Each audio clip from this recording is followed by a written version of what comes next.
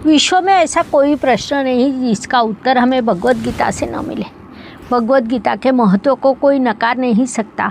उसमें हमारी राशि हमारे स्वभाव को, हमारी प्रवृत्ति को दिखाती है। उस अनुसार भगवत गीता का तत्वज्ञान हमसे क्या कहता है, राशि के अनुसार गीता हमें क्या मार्गदर्शन करती है, इस विषय को हम समझ रहे हैं। आज हम धनु राशि का अध्ययन करेंगे। आज के भाग को अंत तक देखना न भूलें। ये शास्त्रीय जानकारी अच्छी लगे तो वीडियो को शेयर करें ताकि दूसरों तक पहुंच सके। नमस्कार, मैं एस्ट्रो गुरुमा डॉक्टर ज्योति जोशी सभी का स्वागत करती हूँ। हम अत्यंत महत्वपूर्ण एवं नए विषय की श्रृंखला चला रहे हैं। ये विषय है हमारी राशि और भगवत गीता का तत्वज्ञान।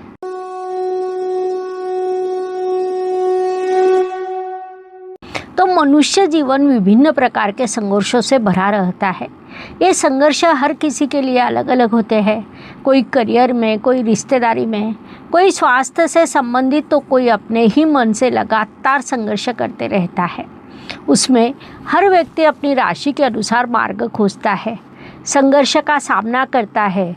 उसमें वह कभी सफल होता है तो कभी असफल होता है, पुनश्च खड़ा रहता है, पुनश्च संघर्ष करता है।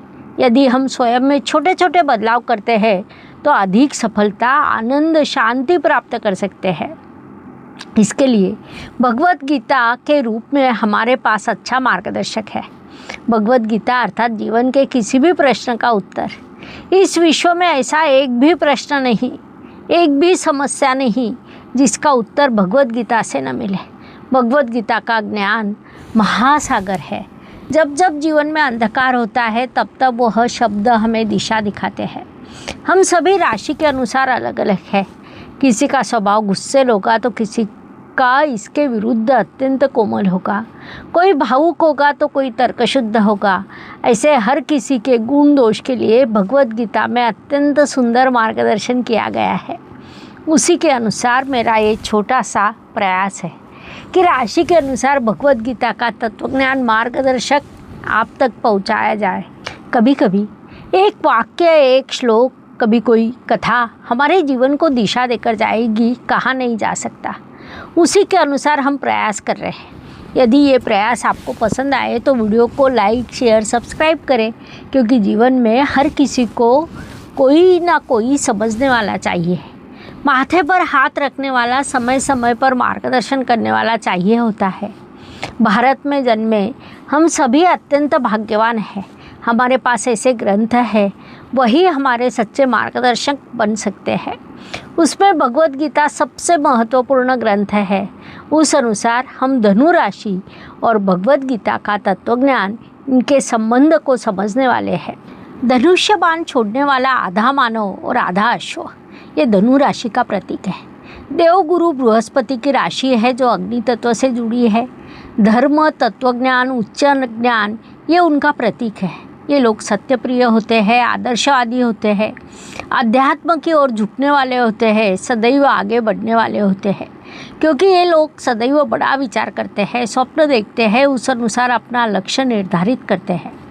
महत्वपूर्ण बात है कि लक्ष्य निर्धारित करने के बाद वे उसे पूरा करते हैं। लक्ष्य जब तक पूरा नहीं होता तब तक वे दूसरा विचार ना करते हुए लगातार प्रयास करते रहते हैं। ये धनु राशि के जातकों की मुख्य विशेषता। धनु राशि प्राकृतिक कुंडली के भाग्य स्थान में आती है। उनमें एक शिक्षक छिपा होता है। वे अनुभव से सीखते और सिखाते हैं, लेकिन अन्य राशियों के समान इस राशि के लिए कुछ चुनौतियाँ लागू रहती है।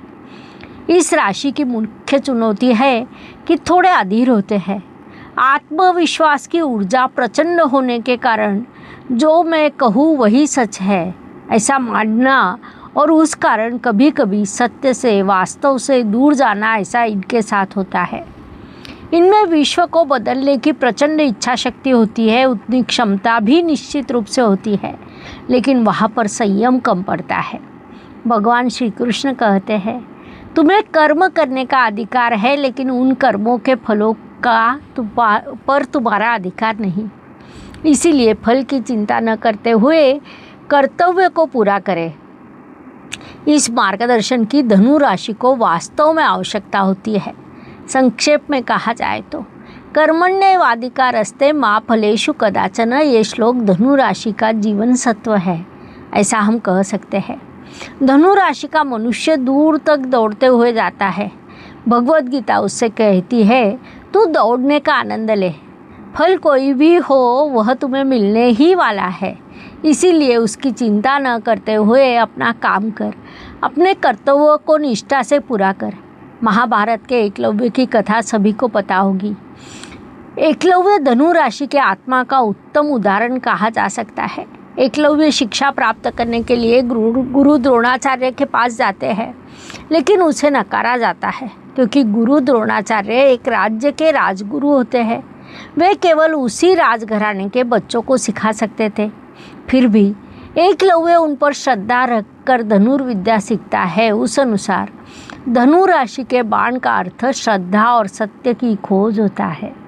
मार्ग में कितनी भी बाधा क्यों न हो, फिर भी धनु राशि भयभीत नहीं होती, ना रुकती है। वह धैर्य एवं श्रद्धा से ज्ञान प्राप्त करती है, जैसा एकलव्य ने किया। धनु राशि का बाण सदैव धर्म की ओर जाता है।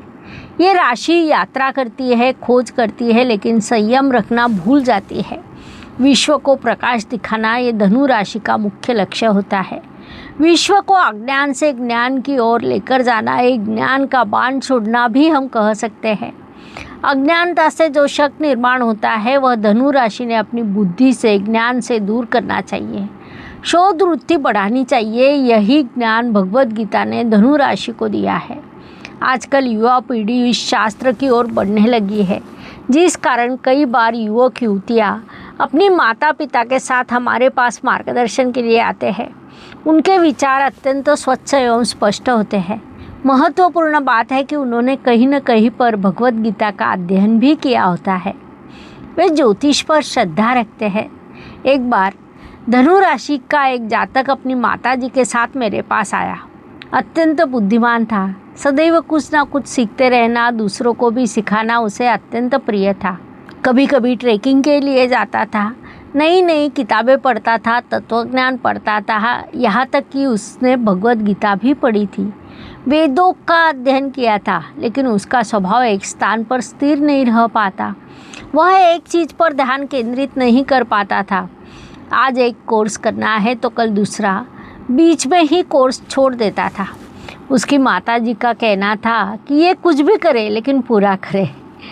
मैंने उसका समुपदेशन किया।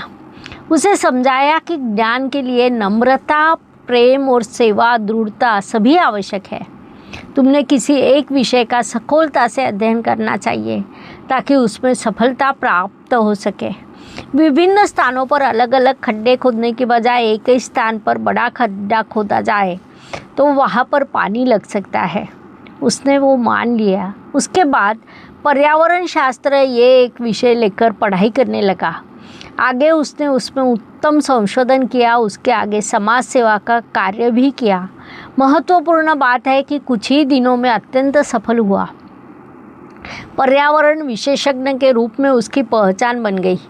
उसके बाद वह बोला, भगवत गीता ने मुझे सिखाया है कि शोध बाहर नहीं बल्कि सखोलता से निरंतर करना चाहिए। धनु राशि के लिए गीता का यही तत्वज्ञान है। सदैव खोजते रहे, लेकिन उसमें निरंतरता रखे। अब सच कहा जाए तो हर राशि में अपने कुछ गुण दोष होते हैं। गीता हमें बताती है, स्वधर्म निधर्म श्रेय परधर्मो भयावह, अर्थात दूसरों के मार्ग पर न चलते हुए अपने स्वभाव के अनुसार प्रगति करना श्रेष्ठ होता है। जीवन सदैव चलते रहने वाली यात्रा है। ये यात्रा कभी सफलता मिलेगी, कभी असफलता मिलेगी, कभी सुख तो कभी दुख मिलेगा, लेकिन भगवत गीता हमें सिखाती है कि मन को स्थिर रखें, अपना कार्य ईमानदारी से करें, परिणाम की चिंता न करते, अपनी राशि के गुणों को समझे, दोषों को कम करे, गुणों की वृद्धि करे, ताकि आपका जीवन आनंदमय एवं सफल बन सके। यही गीता का मार्गदर्शन है। आत्मा अमर है, शरीर नष्ट होने वाला है। कर्म को लेकिन हम आत्मा के साथ आगे लेकर जाते हैं। इसीलिए सबसे पहले अपने मूल स्वभाव की पहचान करें, अपने सामर्थ्य को समझें और उसके बाद बढ़ने का प्रयास करें। भगवत गीता के मार्गदर्शन से अपने जीवन को अधिक सुंदर बनाने का प्रयास करें। हमारा ये प्रयास आपको पसंद आया हो तो वीडियो को लाइक करें, शेयर करें, सब्सक्राइब करें। गीता का यह प्रकाश केवल अपने लिए नहीं बल्कि सभी के लिए है। भगवान श्री कृष्ण कहते हैं, मन को मुझ में लीन कर, भक्ति कर, मेरे पास आ, हम भी उसी मार्ग पर चलते हैं।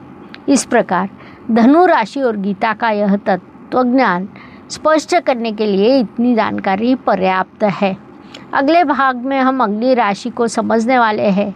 जानकारी अच्छी लगी हो तो वीडियो को शेयर करें ताकि दूसरों तक पहुंच सके। धन्यवाद। शुभम भवतु। जय ज्योतिष। ज्योतिष का अध्ययन तथा शास्त्र की शास्त्रीय तरीके से पढ़ाई करने के लिए मेरी 2 किताबें प्रकाशित हो चुकी है, उनका अवश्य लाभ लीजिए। Please like, share and subscribe the channel और हाँ, बेल आइकॉन दबाना ना भूलें। धन्यवाद।